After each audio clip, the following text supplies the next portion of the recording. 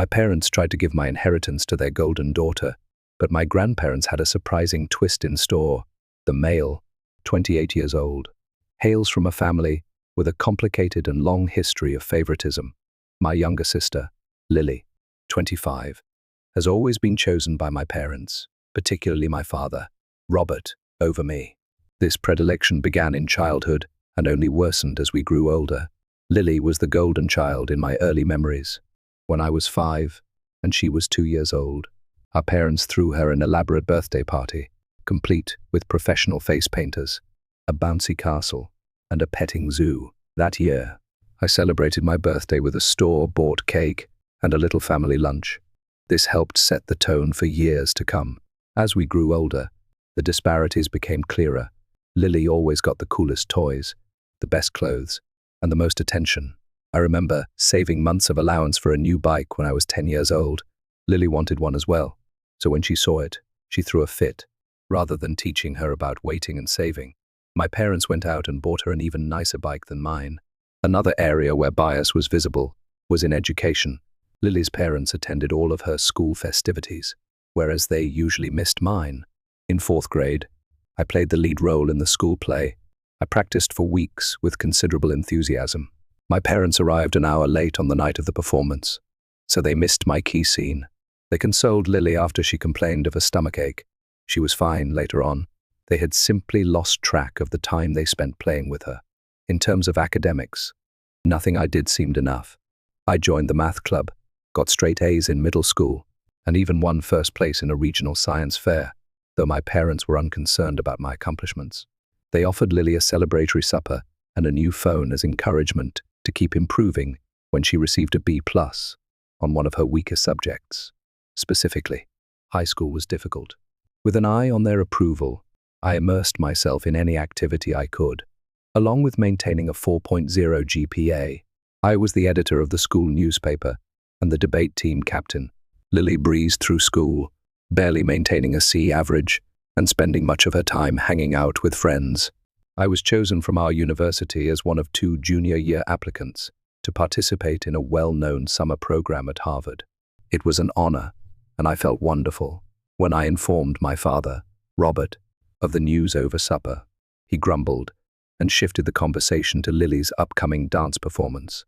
At least my mother, Margaret, said, "That's nice," but she moved on quickly. My parents were unable to transport me to the airport on the night Lily's concert occurred. On the same day I was leaving for Harvard, because they wanted to see Lily perform, I asked my friend's parents for a ride. Another painful experience was the college admission process.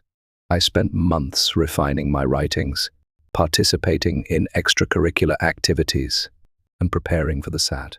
Several prestigious institutions accepted me, and I was awarded a substantial scholarship to my preferred choice.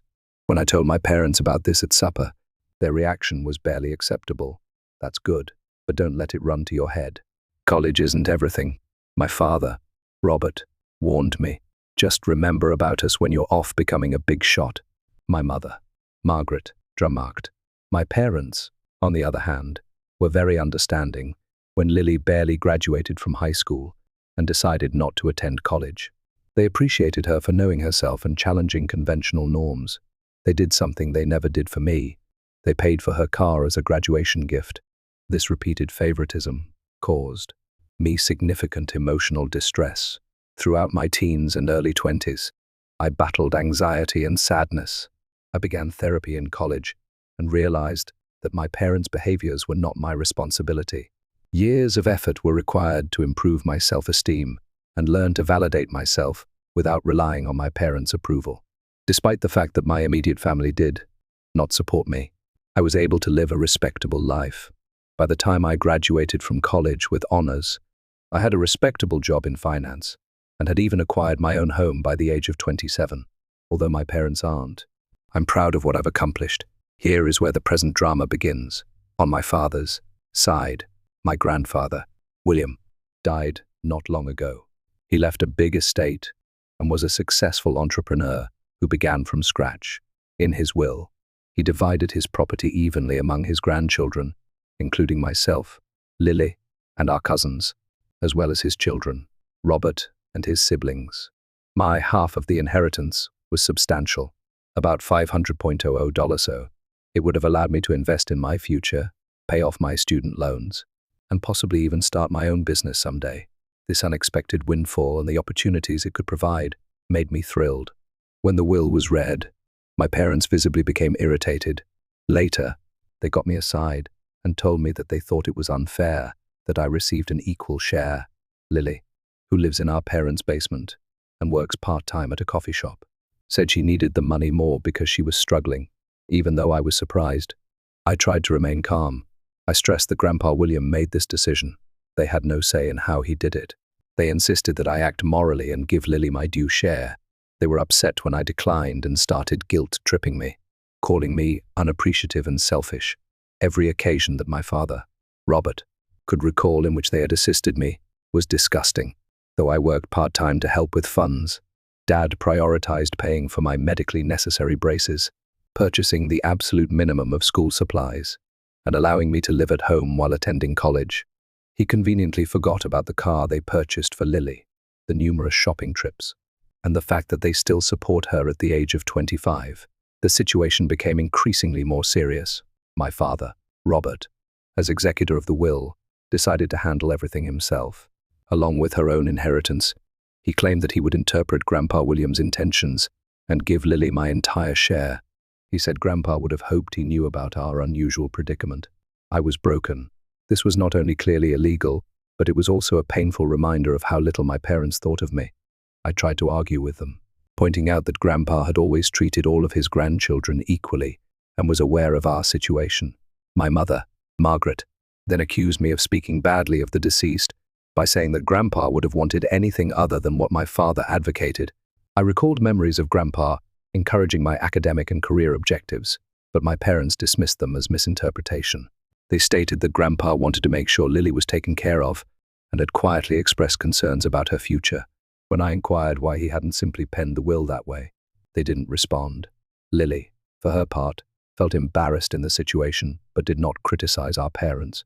When I tried to talk to her alone, she simply shrugged and said, "Mom and Dad know best." She was clearly not going to be much help. I sought advice from Grandpa's widow, my paternal grandmother, Eleanor, as I felt misled and wounded. She grew outraged when she found out what was going on. She informed me that my parents had no right to change the will and that this was not what Grandpa had intended. Grandma sent some material that clarified the situation. Several years ago, my parents allegedly urged Grandpa William to leave everything to Lily in his will. Grandpa had fiercely resisted, stating that all of his grandchildren should be treated equally. He had even inserted a provision in his will stating that anyone who challenged the equitable distribution would lose their peace. Armed with this knowledge, I questioned my parents.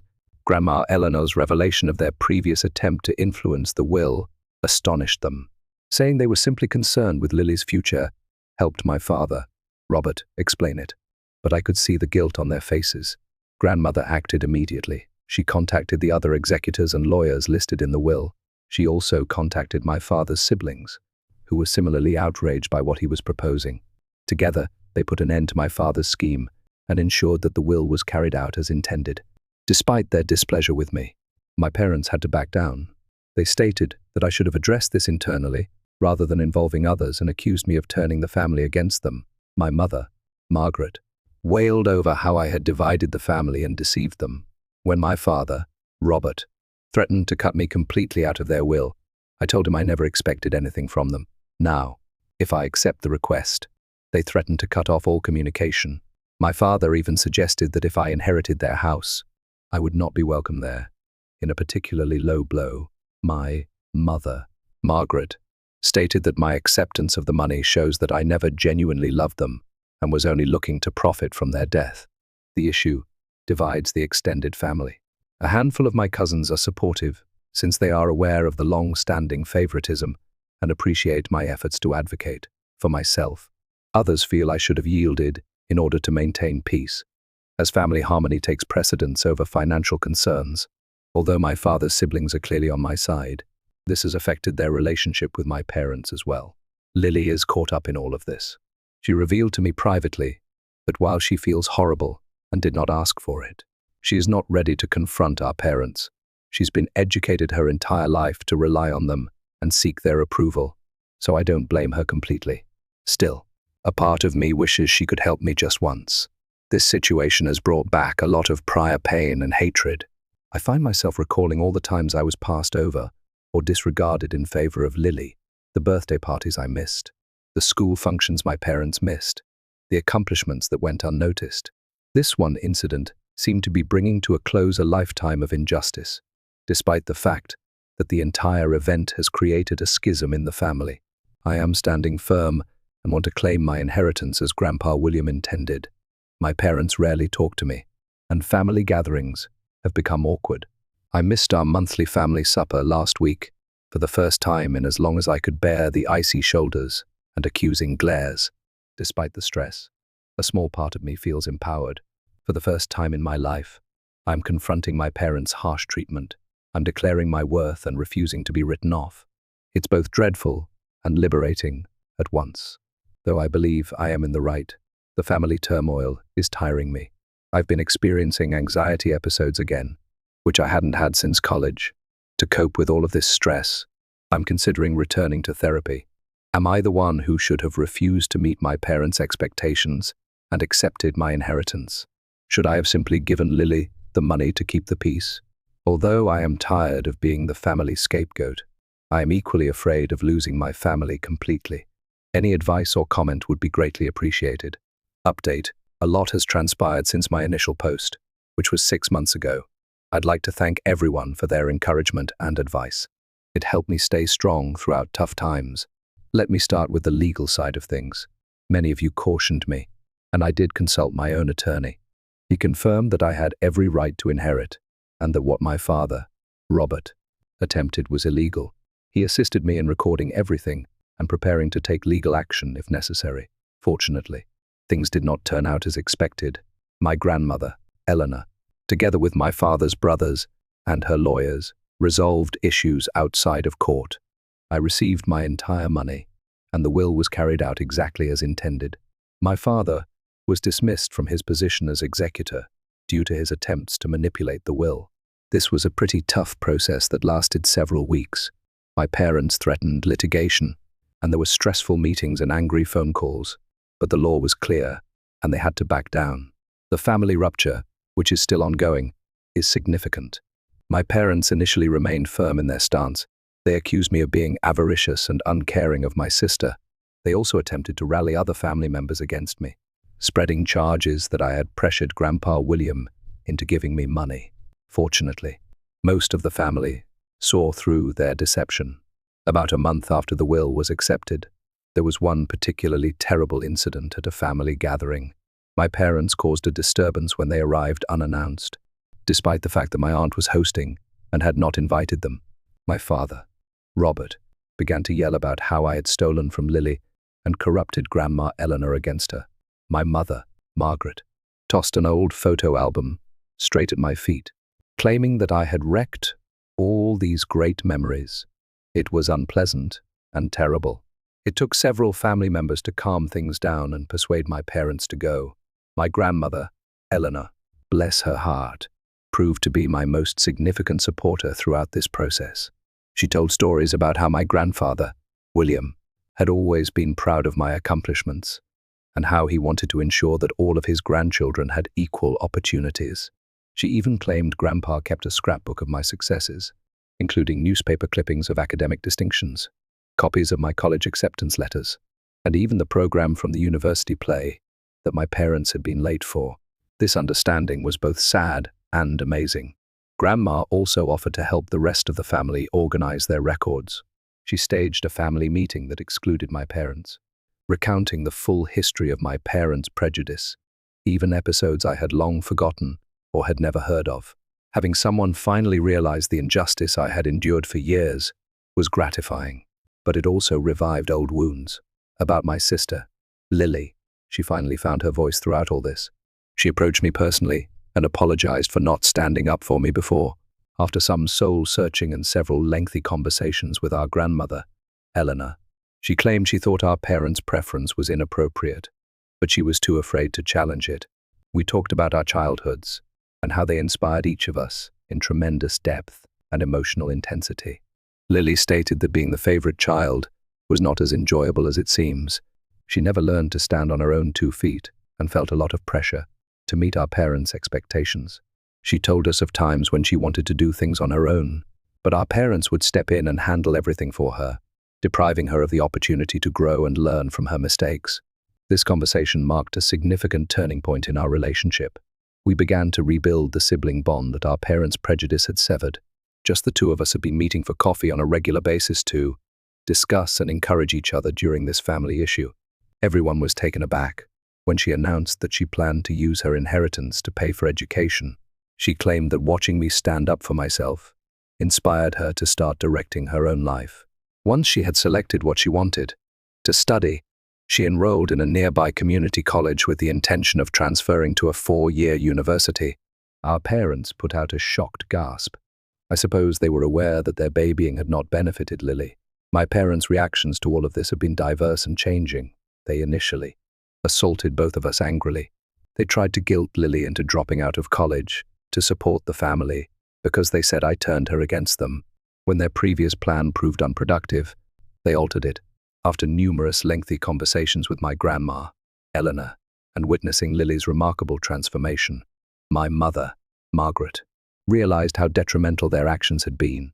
She has made some tentative steps toward reconciliation, including starting therapy to address her issues.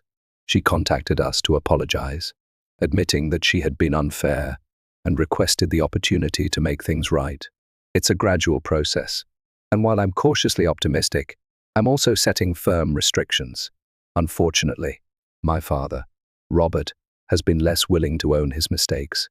He is still outraged and feels like the victim in all of this. He has been cool toward Lily since she decided to go to college and hardly speaks to me. He has tried to control us several times, threatening to sell our childhood home if we don't come to our senses, or forgiving us if we admit we were wrong. Although we are both standing firm, it hurts to see him alienate both of his children in this manner. The dynamics within the extended family have shifted considerably.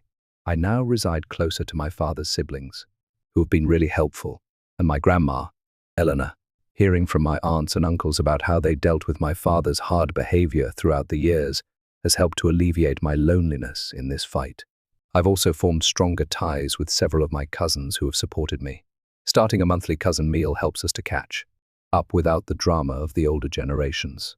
For myself, I have made good use of my fortune. After paying off my college loans, I now have a great sense of financial freedom. Working with a financial advisor, I developed a diverse investment portfolio. I've also saved some money in case I decide to start my own business in the future. I'm looking into opening a community center that offers competitively priced mental health treatments and financial literacy lectures. However, for me, purchasing therapy for myself and volunteering to do the same for Lily has been the most meaningful use of the funds. We're both learning to set fair boundaries with our parents and attempting to heal from our childhood experiences. Despite the long road ahead, I already feel like I'm growing in my understanding and ability to overcome emotional neglect and long-term prejudice. This entire procedure has brought some unexpected positive changes into my life. I now know a lot about setting boundaries and defending myself. Even though I know I did the right thing, it has not been easy, and there are still difficult days. I feel proud of myself for defying guilt and pressure. Among the more unexpected outcomes has been a shift in my career. Dealing with all of this family discord and going through treatment has shown me how motivated I am to help others who have experienced similar family dynamics. I am currently considering returning to school to specialize in adult offspring of emotionally immature parents and working as a family therapist. I have also been assisting children from difficult family situations at a neighboring youth facility. It is extremely rewarding to be able to provide the encouragement and support that I wished I had received as a child. I'm even thinking of establishing a scholarship fund for youngsters in similar circumstances with some of my inheritance. My contact with Lily has gotten better. We celebrate Siblings Day once a month by doing something fun, just the 2 of us. Our hiking and picnic last month were the most relaxed and connected we'd felt since we were kids. Without our parents' influence, we are gradually rebuilding our relationship on our own terms. Things with my parents continue to be hard.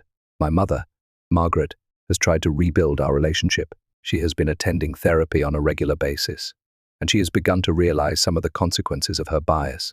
We've had a couple of one-on-one lunches when we've had some honest, albeit challenging, discussions about our history and future plans. Though it is not perfect, there is clearly room for improvement.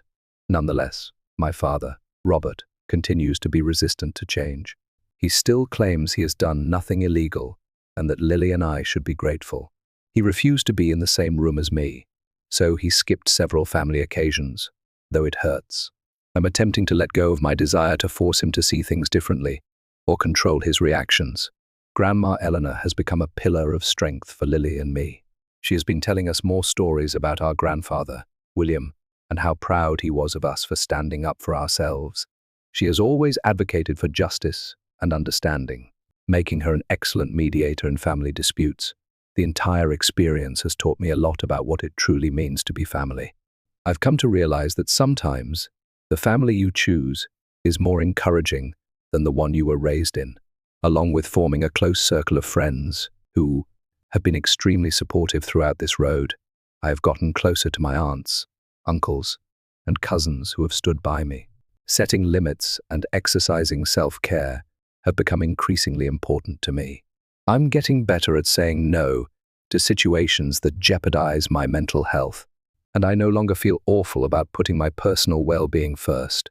I was so focused on gaining my parents' approval that I had always avoided exploring new interests and activities. To those in the same situation, I would advise you not to let anyone make you feel terrible about collecting what is rightfully yours, even if it causes disagreement. It is reasonable to defend oneself. Though family dynamics may be complicated, you are entitled to fair treatment. Remember, it is never too late to begin living the life you deserve. Consult a therapist if required. Surround yourself with positive individuals, and don't be afraid to set boundaries. Your value is determined by who you are personally, not how your family treats you. I'd like to thank each of you again for your suggestions and encouragement. It meant more than you could have imagined during a particularly difficult time. Despite the difficulties, I am optimistic about the future and feel a sense of self-assurance that I have not felt in years. I am excited about where this new chapter of my life will take me, and I am determined to break the cycle of favoritism and develop stronger relationships with my own future family members. Thank you for watching. If you haven't subscribed yet, please do so and hit the notification bell to stay updated with more shocking real-life stories happening around.